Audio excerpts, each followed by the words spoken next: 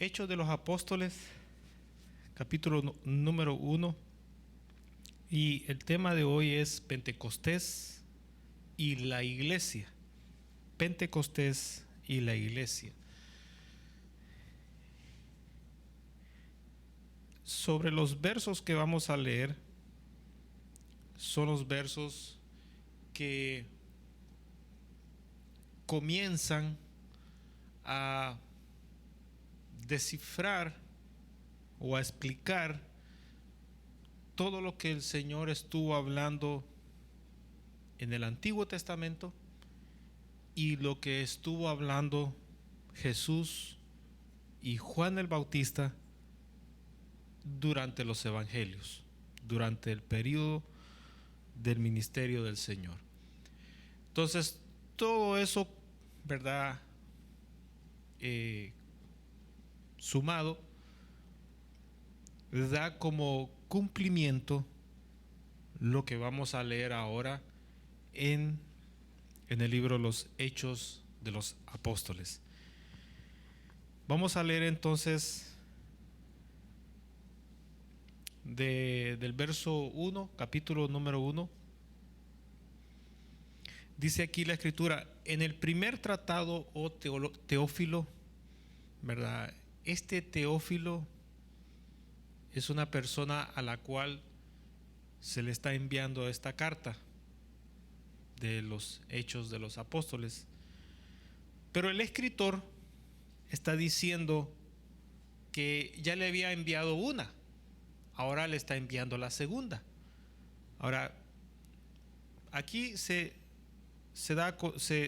cree de que el escritor del libro Los Hechos de los Apóstoles es Lucas, el evangelista Lucas, el que escribió el libro del Evangelio según San Lucas.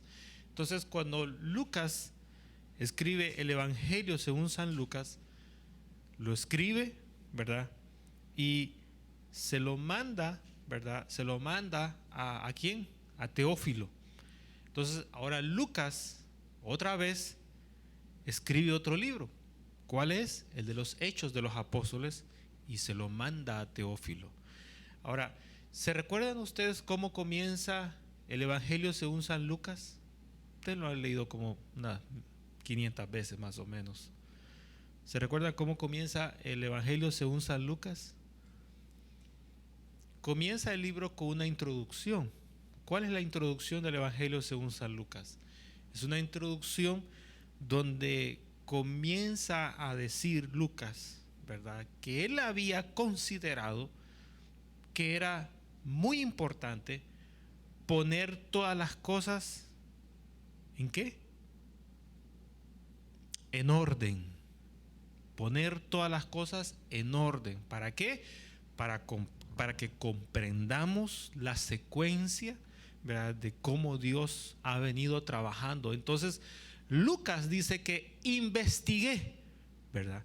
El Evangelio según San Lucas no fue escrito por un escriba, por un fariseo, por nadie de ellos. Fue escrito por él mismo. Entonces, él investigó, ¿verdad? Investigó las profecías, investigó qué profecías concordaban o se cumplían en el ministerio del Señor Jesús. Entonces, Lucas, ¿verdad? Lucas es un hombre ordenado, que no comienza por el ombligo ni por la cabeza, comienza las cosas en orden, ¿verdad? Comienza las cosas en orden y lleva todos los comentarios en orden. Entonces, ese fue la iniciativa de él, ¿verdad? Él tiene su manera de escribir, ¿verdad? Su propia gramática. Entonces, él escribe en griego, fíjese, escribe en griego, ¿verdad? Estos hombres manejaban los idiomas, como decimos nosotros, no los masticaban, los dominaban. Escribe en griego, ¿verdad? Hermanos, el Evangelio según San Lucas, y ahora por segunda vez escribe otro. ¿Cuál es? Es el desarrollo de la iglesia. Nadie lo escribió, solamente Lucas. Entonces, por segunda vez le envía el libro de los Hechos de los Apóstoles a Teófilo. Entonces dice así, en el primer tratado, oh Teófilo, dice, hablé de las cosas que Jesús comenzó a hacer y a enseñar hasta el día que fue recibido arriba. ¿Cuál fue el día que el Señor fue recibido arriba? ¿Fue en qué momento? Lucas lo menciona así, porque él supone, ¿verdad?, que Teófilo, el que va a recibir la carta, al leer, él ya sabe qué día fue el que el Señor fue recibido arriba. Él ya sabe. Ahora, si alguno de nosotros no sabe, entonces necesita que se le explique. Y hemos estado explicando, ¿verdad? ¿Qué día fue el que el Señor fue recibido arriba? El Señor Jesús fue recibido arriba. Fue el día que se conoce, ¿verdad?, entre nosotros popularmente como la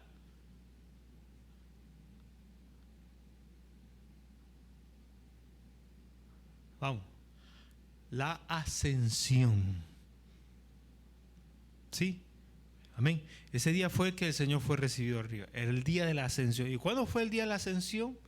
El día de la ascensión fue el día número 40 después de ¿qué? Después de haber resucitado, o como se conoce ese día de la resurrección, fue el día de la fiesta de la Pascua.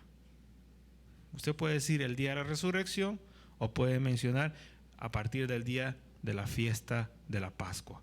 Entonces, esas dos cosas ocurrieron el mismo día. Entonces, ese fue el día que el Señor fue recibido arriba. Dice, después de haber dado mandamientos, fíjese, después de haber dado mandamientos por el Espíritu Santo. Ahora, aquí en esto nos estamos enfocando. Quiere decir que el Señor Jesús tenía un vínculo directo con el Espíritu Santo. En los evangelios hay algunas evidencias de esta relación que tenía Jesús con el Espíritu Santo. Hay evidencias también de la relación de Dios Padre con el Espíritu Santo y de Dios Hijo con el Espíritu Santo. Ahora, ¿cuál es la relación que mencionan los evangelios acerca de la relación que existe entre Dios Padre y el Espíritu Santo? ¿Cuál es? Dice la Biblia que todo lo que el Espíritu Santo oye del Padre, ¿qué hace Él? Nos lo revela a nosotros. ¿Sí? Esa es una de las relaciones que hay entre el Espíritu Santo y Dios. Vea la importancia. Otro, ¿qué relación hay entre el Espíritu Santo y Dios Hijo o Jesús? Dice la Biblia que Jesús, ¿verdad?, fue dirigido a hacer las cosas por el Espíritu Santo. Dice también los evangelios que Jesús echaba a los demonios fuera de los cuerpos. ¿Por qué? Por el Espíritu Santo de Dios. Amén. Fíjese la relación que hay entre el Espíritu Santo y con el Hijo, el Espíritu Santo con el Padre. Dice aquí que Jesús dio los mandamientos fíjese, y esto es importante, no por voluntad propia, sino porque hay un vínculo con otra persona más. ¿Quién es? El Espíritu Santo de Dios. Ahora, Jesús dijo que Él había venido a esta tierra a hacer la voluntad ¿de quién? Del Padre. Entonces, hay una dependencia del uno al otro, del otro al otro, y ahí hay un círculo llamado Trinidad, Padre, Hijo y Espíritu Santo, que no se rompe, nunca, nunca se rompe ese círculo. Entonces, sigo leyendo. Dice, después de haber dado mandamientos por el Espíritu Santo a los apóstoles que había escogido, a quienes también después de haber padecido se presentó vivo con muchas pruebas indubitables. ¿Qué significa indubitables? Que no hay duda. Está hablando de pruebas de qué? De las pruebas que pasa en la iglesia, amén. No, está hablando de las pruebas de que Jesús se apareció después de haber resucitado en un domingo de resurrección o el día de la Pascua. Entonces, es interesante ver, ¿verdad?, que Jesús dio pruebas, que no había ninguna duda de que Él había resucitado de entre los muertos. ¿Qué pruebas tenemos nosotros? ¿Qué evidencias tenemos nosotros? A ver, si alguien se le acerca a usted, a ver, dígame, ¿cómo es que tu Dios? ¿Dónde está tu Dios? A ver, a ver. Entonces usted tiene que darle pruebas. ¿Cuáles son las pruebas que le va a dar? Usted puede comenzar en orden por Génesis o puede comenzar en orden utilizando Romanos capítulo 1. Bien sencillo para evangelizar. ¿Qué prueba le puede decir usted? Prueba número 1. Ahora, que no se la crean es otra cosa. Pues esa va la prueba número 2. Prueba número 3, prueba número 4, prueba número 5, prueba número 6, 7, 8, 9, 10. Y la última prueba que usted puede utilizar es su propio testimonio. Que vean su vida. Esa es la que más vergüenza da, ¿verdad? No, gracias a Dios, aquí nadie dijo amén. Qué bueno. Aquí esto no es con nosotros, eso es en otros lugares. Amén, pues. Amén, sí, con nosotros no, amén.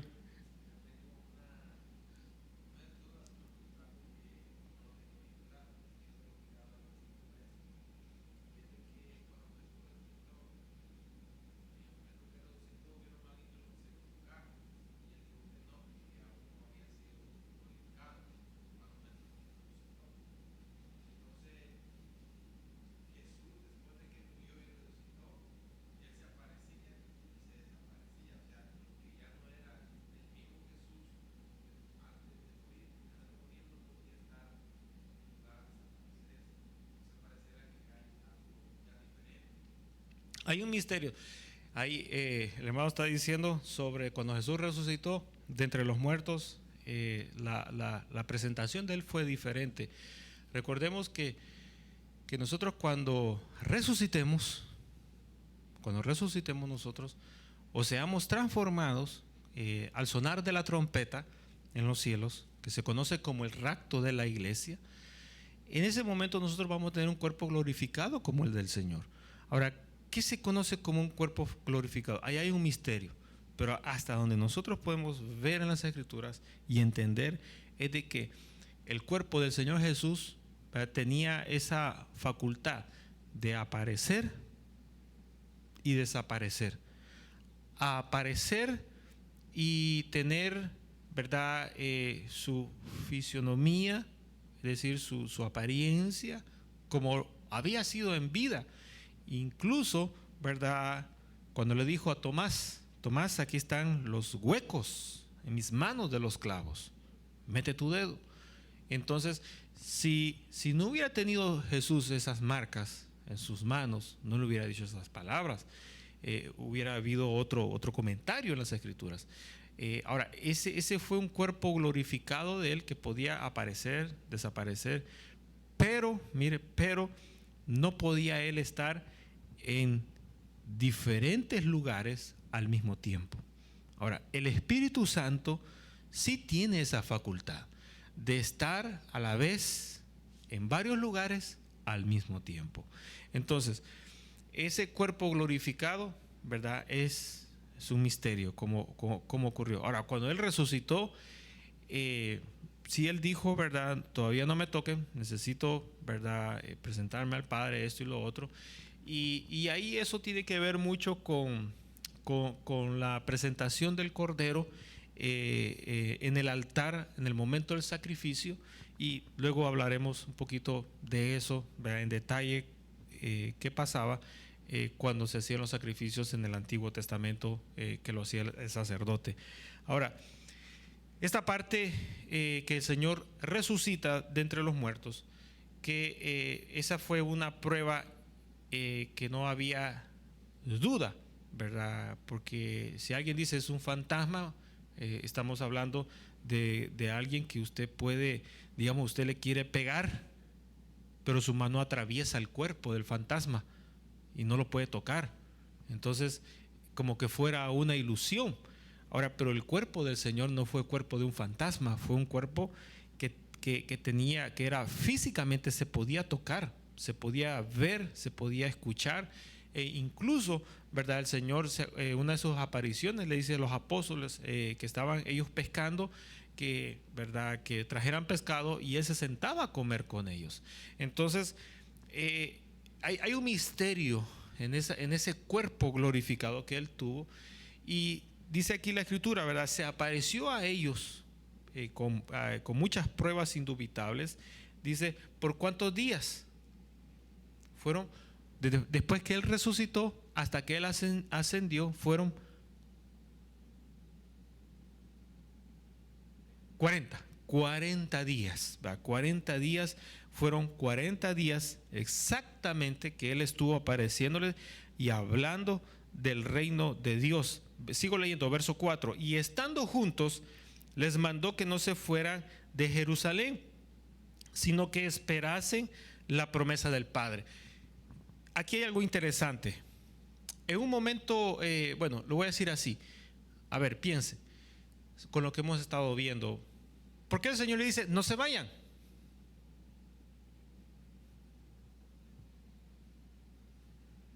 La lógica es, ¿cuál sería la lógica? La lógica era de que ellos se querían ir, ¿sí? Ahora, ¿por qué se querían ir ellos? Están en Jerusalén, se querían ir de Jerusalén. ¿Por qué se querían ir de Jerusalén? Porque corrían peligro sus vidas. ¿De qué? Bueno, hermano, es ese momento de la crucifixión. ¿Cuándo fue que el Señor celebró la Santa Cena? ¿Quién se recuerda? Fue 3 días.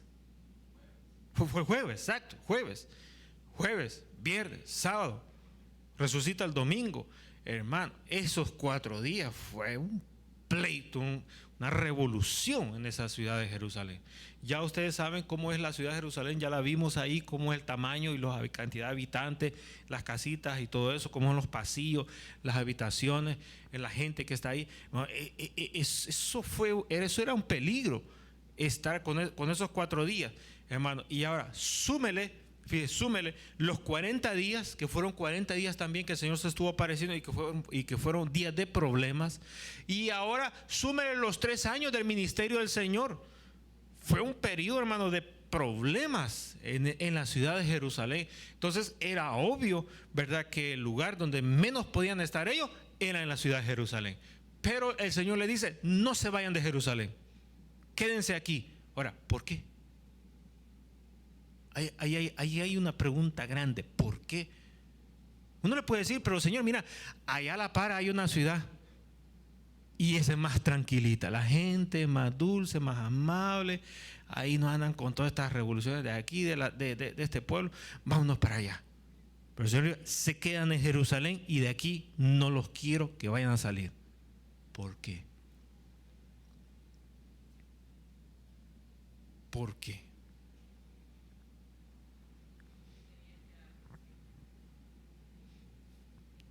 Fíjese, esta pregunta es interesante, pero puede usarse de un lado y del otro lado. Dice ella, porque tenían que dar testimonio, bueno, podían dar testimonio afuera también.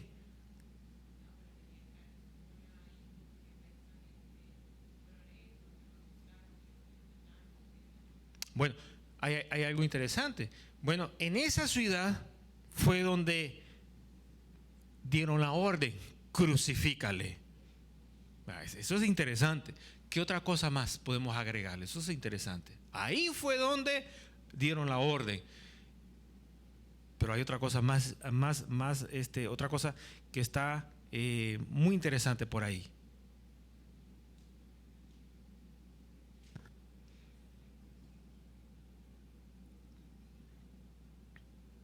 ¿Por qué el Señor les dice, no se vayan de Jerusalén, quédense aquí?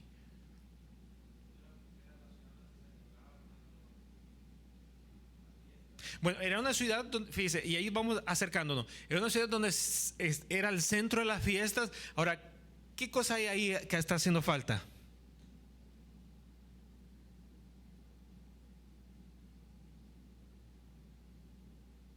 Y esta frase es una frase, por cierto, que viene allá de la boca de David.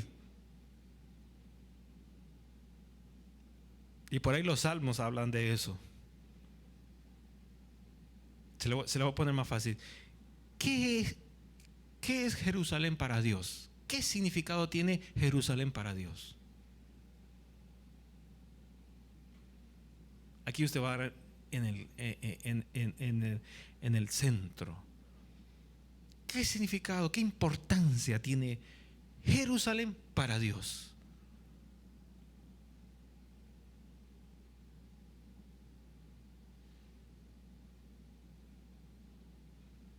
Es que Jerusalén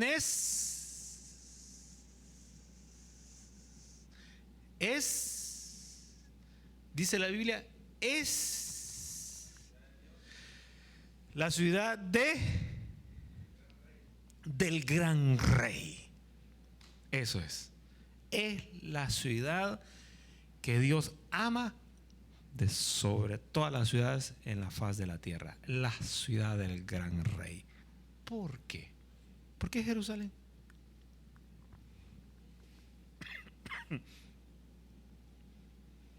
Usted va a Jerusalén y usted dice, bueno, ¿y este lugar qué tiene de especial?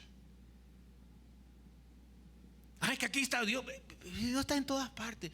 Pero este lugar, ¿qué tiene de especial? Usted agarra a una compañía ahí de turismo o alguien, un judío caminando, una judía, y dice, venga para acá. ¿Qué tiene esta ciudad especial de Jerusalén? ¿Qué tiene? Las piedras, esas piedras están por todos lados. Los muros, la gente, la cultura, las costumbres, la ciencia, eso está por todos lados. Pero ¿qué hay aquí de especial que no lo puedo encontrar en todo el mundo? Y que le pueda decir, mire, ahí es, eso que ve, eso es lo especial. ¿Qué es? ¿Qué es? Imagínate, me lo llevo yo para Jerusalén. Y allá en Jerusalén ustedes empiezan a quejarse. ¿Para qué el hermano nos trae? Pues, ¿para qué nos trajo? ¿Y para qué nos trajo? ¿Y aquí qué hay? Pues los mismos buses, ¿ves? 6 llantas, 8 llantas. Los trae de las motos, ¿ves? Eso allá también donde vivíamos. ¿Para qué nos trajo, hermano? ¿Para acá? Entonces le voy a decir, es que mire, los traje porque aquí hay algo especial que no está en todo el mundo. Y se lo voy a indicar. Eso es lo especial. Y usted va a decir, eso es. Sí, eso es. Porque no está en todo el mundo, solamente aquí está. ¿Qué es? ¿Qué es? ¿Qué es? El templo, gracias. El templo de Dios. Ahí se levantó el templo de quién, en los tiempos de quién. En los tiempos de Moisés. Amén. Deténgase, amén. ¿En los tiempos de quién? En los tiempos del rey Salomón. Porque el rey Salomón quería edificar un templo, amén. Deténgase ese amén. Quien quería edificar el templo era su padre, el rey David. Así que hay cosas que los padres no pueden hacer y lo van a hacer los hijos, ¿verdad? Amén, así se habla. Hay cosas que los padres no pueden hacer y Dios le va a dar esa encomienda a los hijos. No lo vas a hacer tú, lo va a hacer tu hijo. ¿Se recuerdan de ¿cómo se llama este? Abraham. ¿Qué quiso hacer él? Y Dios lo utilizó, pero la encomienda se la dio ¿a quién? A Isaac. Y vino Isaac, quiso hacer algo y no pudo. ¿A quién se la encomendó? a Jacob. Vino Jacob y quiso hacer algo y no pudo. ¿A quién se lo encomendó? Bueno, interesante. Tuvo 12 hijos y de los 12 hijos vino uno, el que llevó la capa, ¿verdad? O la dirección de todo, José. Y luego vino José y quiso hacer algo y no pudo. ¿Y a quién se lo encomendó? Vino y le cayó la encomienda a Moisés. Y Moisés quiso hacer algo y no pudo. ¿Y a quién se lo entregó? Se lo entregó aquí, ¿verdad? A Josué. Y ahí, hermano, viene la historia. Entonces, es interesante, ¿verdad? Que dice aquí, que aparece, verso número 4, ¿verdad? Que no se fueran de Jerusalén, sino que esperasen la promesa del Padre. Ahora, para el Señor era muy importante que la promesa del Padre. Mira, aquí hay otra cosa diferente. Esa palabra no la habíamos visto hasta ahora. Es la primera vez que la leemos. La promesa del Padre. ¿Qué es lo? Bueno, el Padre ha hecho muchas promesas, ¿sí o no, en el Antiguo Testamento? Sí, muchas. Pero se está refiriendo a una en particular. ¿Cuál de todas es? Uno puede decir, bueno, el Padre dijo que un día el niño jugaría con la serpiente y con el escorpión. ¿Se recuerdan de esa cita bíblica? ¿Dónde está? Por ahí, ¿verdad? Por ahí anda esa escritura. Y luego también el Padre dijo que ¿qué otra cosa prometió el Padre? Prometió muchas cosas, pero ¿cuál de todas esas es? Mire, hermano, el tiempo que estaban viviendo era un tiempo donde se esperaba una promesa nomás. ¿Cuál promesa era esa? Era la promesa que tenía relación con el derramamiento del Espíritu de Dios. Entonces, el Señor no quería que el derramamiento del Espíritu Santo ocurriera dos cosas. Afuera de Jerusalén, porque como dijeron por ahí, era el lugar donde se celebraban las fiestas oficialmente. Y dos, el derramamiento del Espíritu Santo iba a acontecer en una fiesta. Y no quería el Señor que cayera en otro día, sino que cayera en el mismo lugar.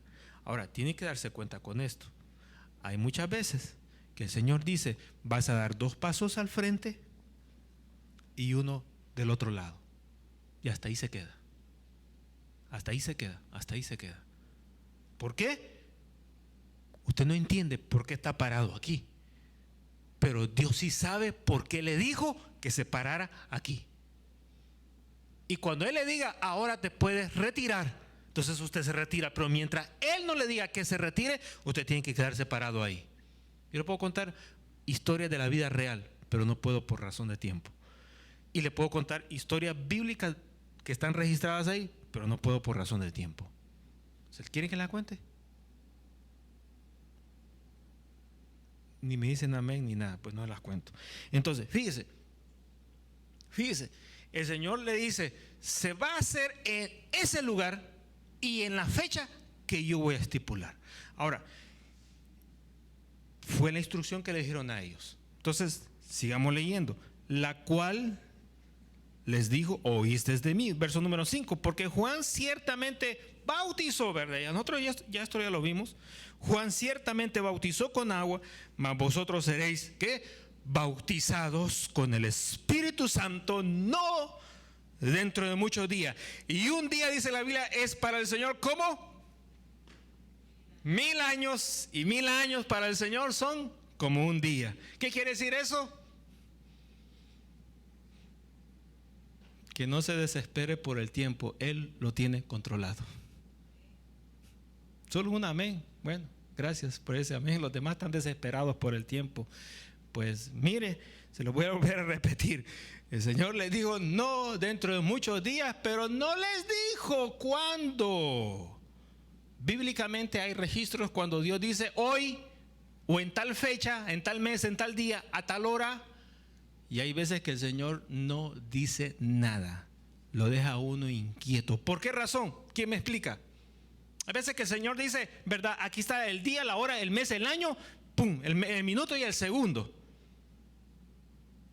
Y hay veces que el Señor dice, pero no dice cuándo. ¿De cuál plato prefiere usted? Es que cuando le dice, ¿verdad? Uno se atiene a eso. Como por ejemplo, si el Señor le dice que viene mañana por su iglesia, ¿verdad que le gustaría hacer vigilia este día? Me quedo con mi esposa, por lo menos los demás se pueden retirar. Y si hay otro que se quiere quedar, ¿verdad? Y se reconcilia y se queda a la vigilia, pues está invitado. A mis hijos se van a quedar porque no pueden ir a la casa solo. Fíjese, si nos atenemos a eso, nos afirmamos y arreglamos nuestra vida hoy mismo en la noche. Amén. Pero como no tenemos, ¿qué pensamos? Lo que no hago hoy lo hago mañana. Mañana es otro día. Y nos vamos ahí ateniendo. Entonces el Señor, ¿qué es lo que dice respecto a eso? Perseverancia. Persevere hoy, persevere mañana, persevere. Entonces, y el Señor va a venir sorpresivamente, como ladrón en la noche. Sorpresivamente así va a ser la venida de Él. Entonces, pero cuando Él no da fechas, horas, minutos, segundos, años, meses, días, nos pone un poco ¿qué? ¿Cuál es la palabra correcta? Nos pone un poco, hay otra palabra, desespera. Ajá. ¿Cómo? Bueno, nos pone confuso porque, será hoy, será mañana, ya nunca lo hizo. ¿Cómo nos pone? Nos pone ansiosos, nerviosos. ¿Será que Dios nos quiere ver nerviosos a nosotros todo el tiempo? Dice la Biblia que presentemos nuestras peticiones delante de Él, porque Él tiene cuidado de nosotros, que echemos toda nuestra ansiedad sobre Él, porque Él tiene cuidado de nosotros. ¿Dónde dice eso? Lo dice el libro de el hermano Santiago. Gracias. Ahí está. Entonces, ¿el remedio para la ansiedad cuál es? La pastilla. ¿Cuál es el remedio para la ansiedad? Dice Santiago. ¿Es qué?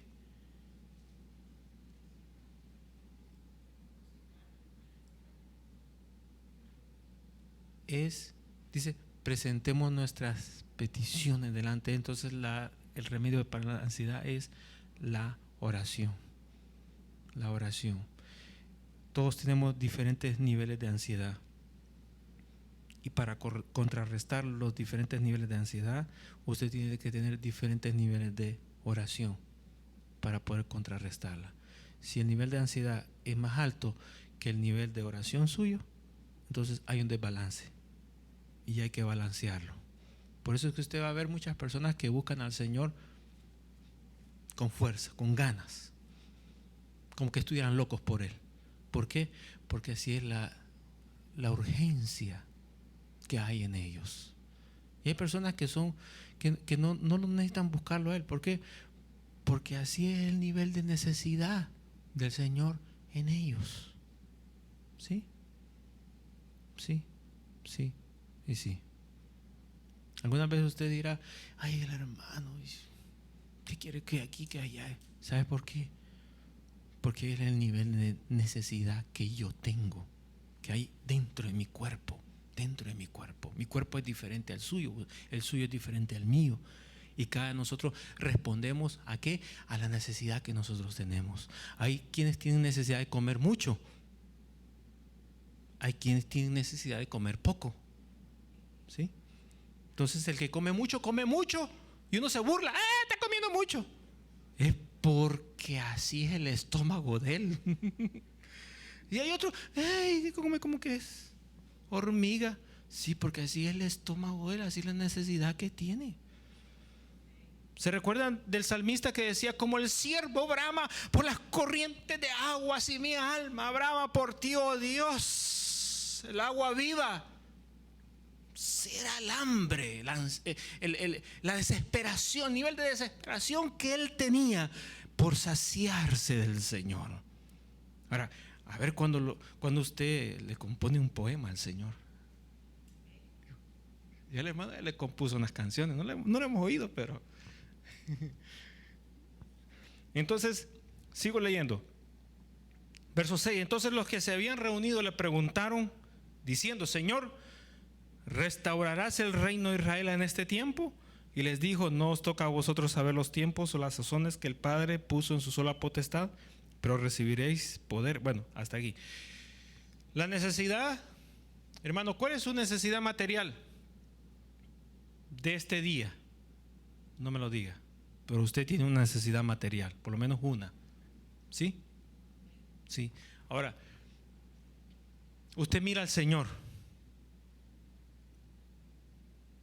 y al verlo, ¿usted se va a poner a hablar de otras cosas que no tienen valor? No. Usted va a hablar con Él lo que es más importante materialmente para usted. Pero mire cómo es el Señor. Él siempre tiene una respuesta para nuestras necesidades.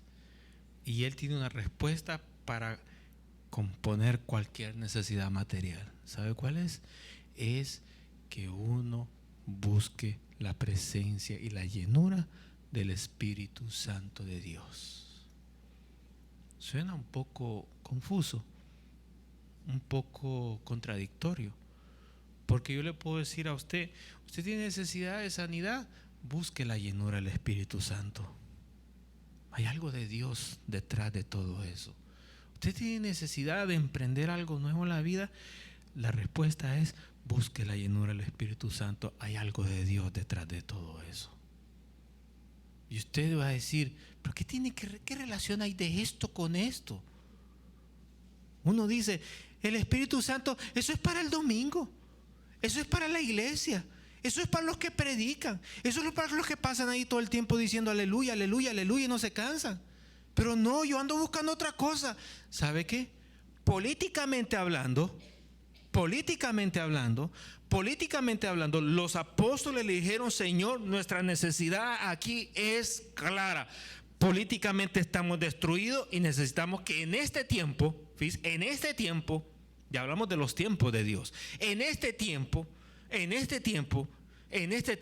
donde estamos conquistados, dominados y nos están poniendo impuestos y nos están casi esclavizando, necesitamos liberación. Señor, restaurarás el reino de Israel porque lo ha perdido. Y hay otra nación que nos tiene conquistados a la fuerza, nos maltratan, nos dominan y quieren hacer lo que ellos quieren con nosotros. Señor, restaurarás lo que has prometido. Y el Señor le dijo: eso a ustedes no les importa cuándo lo voy a hacer. Lo que a ustedes les interesa es, número 1, ser lleno del Espíritu Santo, punto. ¿Qué respuesta? Como el Señor se las dijo en ese momento. Entonces, en ese momento el Señor les dijo eso, y dice la Biblia que todos lo veían a Él, y frente a ellos, dice, se pusieron 2 varones con vestiduras blancas, verso 10, verso 11, los cuales le dijeron: varones Galileo, ¿por qué estáis mirando al cielo? Este mismo Jesús que ha sido tomado de vosotros al cielo, así mismo como le habéis visto ir, así vendrá como la habéis visto ir, dice. Entonces, hermano, el Señor desapareció, no les respondió. Cuando usted sabe que una nación se gobierna con la política, con el gobierno, con el presidente, el emperador, el que esté a cargo ahí, el Señor dijo: eso yo lo tengo ya ordenado. Ustedes no se preocupen si están pasando injusticia o no, esto. Ustedes concéntrense en una sola cosa. ¿Cuál es? Buscar el bautismo del Espíritu Santo de Dios. Ahora, si el Señor está dando esa orden, es porque allí hay respuestas del Señor que no las conocemos. Las conoceremos cuando lo tengamos. No lo tenemos, las desconocemos. Y desconociéndolas, da lugar que usted opine y haga otra cosa conforme usted está sugiriendo. Entonces, ¿cuál es el consejo? Quitar sugerencias, quitar opiniones y ser obediente. ¿A qué? A la palabra del Señor. Ir directo a buscar el derramamiento del Espíritu Santo de Dios. Entonces, dice aquí la Biblia, verso número 12. Entonces volvieron a Jerusalén, desde el monte que se llama Olivar, el que está cerca de Jerusalén, camino de un día de reposo. Y entrados subieron al aposento alto donde moraba Pedro y Jacobo, Juan, Andrés, Felipe, Tomás, Bartolomé, Mateo, Jacobo, hijo de Alfeo, Simón el celote y Judas, hermano de Jacobo. Todos estos perseveraban unánimes en oración y ruego con las mujeres y con María, la madre de Jesús, y con sus hermanos. El lugar donde se habían ido se llamaba aposento alto, y estaban allí haciendo ¿qué cosa? Estaban, hermanos, conectados al internet, haciendo chat y mandando textos. Se habían suscrito a las redes sociales y estaban pendientes de sus seguidores a ver qué opinaban de lo que había sucedido hasta ese momento, que Jesús se había ido a los cielos. ¿Qué estaban haciendo? Eso es lo que ha perdido la iglesia hoy en día. Hay muchas cosas aquí en la tierra, en cada época, en cada siglo, el mundo ha ido evolucionando, cambiando, pero hermano, la Biblia dice que Dios es el mismo de ayer, hoy y siempre. Él no cambia, Él no cambia, no cambia. Por eso es que es el mejor amigo. Usted puede tener un buen amigo, una buena persona, y dice, hoy tú eres el mejor amigo, pero como es hombre y hijo de hombre, tarde o temprano va a cambiar, fíjese, a cambiar, y ya lo va a perder, ya no va a ser el mismo. Entonces, pero Dios nunca cambia. Cuando Él dice, lo amo, y aunque medio mundo se ponga en contra suya, Él dice que lo ama y se acabó. Punto. Y aunque el diablo salte, se tira al suelo, patalee, al Señor no le importa. Él no cambia. Ese es el carácter de Dios. Él es inconmovible, Él es incambiable. Él no se deja guiar por sus opiniones, sus sugerencias, sus susurros, sus chismes. Él tiene su propia opinión. Él da su veredicto sin preguntarle a nadie qué y cómo tiene que hacer las cosas. Él las hace y punto. Y no le importa que lo publique en el diario, que sea el millonario que esté hablando, no le interesa. Lo tiene sin cuidado a Él. ¿Por qué? Porque Él gobierna las cosas por la eternidad. Entonces se fueron simplemente a orar. Ahora, ahí hay un misterio en la oración. 5 minutos y termino. Hay un misterio en la oración. ¿Se acuerdan que prediqué sobre la ley de la acumulación? ¿Se recuerdan? ¿Qué quiere decir eso? Que la oración, hermanos, requiere que se acumule. Uy, usted dirá, hermano, ¿y usted dónde está sacando ese invento? ¿Acaso no se acuerda usted que en el libro del Apocalipsis, en el altar se abrió, hermanos, y salió el incienso aquel, que eran las oraciones de los justos, de los mártires? Y ellos dijeron, Señor, ¿cuándo hará justicia? Y el Señor que le dijo, espérense que todavía falta que se agregue más. Entonces, la ley de la acumulación se aplica a la oración, que se requiere, hermano, una cierta cantidad, hermanos, de oración para que cuando se reúna lo necesario que Dios, no nosotros, que Dios quiere ver, entonces ahí se da el rompimiento, ahí se da el cumplimiento. Entonces, usted, fíjese, por decir algo, para alegrarlos un poquito, ¿cuántos quieren un carro nuevo del año? Bueno, ya ve, todo, una sonrisita de primera. Fíjese. Y el Señor le dice a usted, voy a poner un ejemplo, dame 100 horas de oración. Y cuando se cumplen las 100 horas, te doy el carro. Entonces viene usted y este mes ora 3 minutos. El otro mes se le olvidó. El tercer mes, y ahí va. En ese ritmo, ¿en cuánto tiempo usted va a agarrar su carro? Ya va a ser carro del año viejo. Ahora, pero si usted dice, no, este día me tiro 2 horas de rodillas. ¿Ya se asustaron? Ya están con la cara asustados. Eso quiere decir que en menos de un mes, usted tiene el carro nuevo. Y los mirones y criticones lo van a ver en carro nuevo, le van a decir, ve, y dicen que es evangélico, y usted le saca la lengua, pero anda en carro nuevo, le dice. Ahora, esa es la ley de la acumulación. Entonces el Señor, fíjese, después de los 40 días, los mandó a ellos a orar. ¿Por cuántos días? Fueron 10 días de oración que coincidieron con la fiesta del Pentecostés, para que se derramara y se diera el fiel cumplimiento a una promesa que por siglos atrás el Señor la había venido anunciando. Entonces aquí le estoy dando las llaves en sus manos. Hay cosas que Dios le ha prometido a usted. Dígame amén, por favor. Hay cosas que Dios le ha prometido a usted y las va a tener cuando se acumule lo que Dios quiere que se acumule. Hay veces que Dios quiere ver acumulación de humildad. Lo ofenden. Y usted está acumulando ¿qué cosa?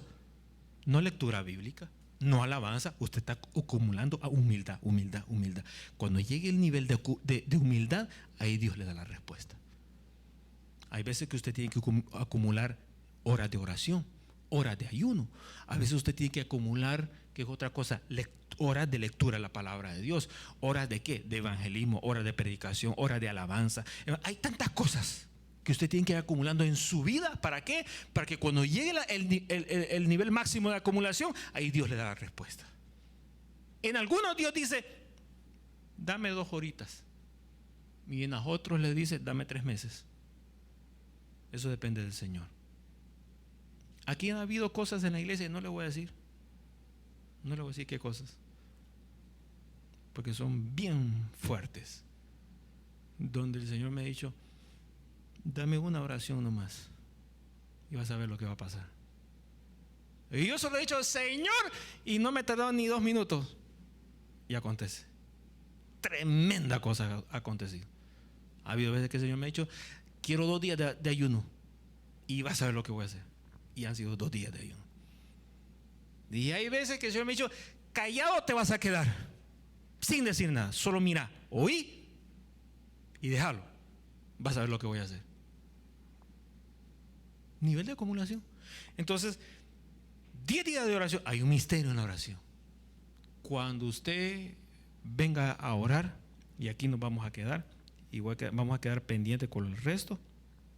Cuando usted venga a orar o esté orando donde quiera que esté, en el carro, en el bus, en el trabajo, en el baño. Bueno, ¿se acuerdan el testimonio que dio la hermana pasado de la balacera? Y ella se fue a orar al baño. Y ya oyeron el testimonio de ella. Donde quiera que usted tenga el tiempo de orar, ¿sabe qué? Ese es un tiempo donde cosas sobrenaturales pueden pasar en su vida.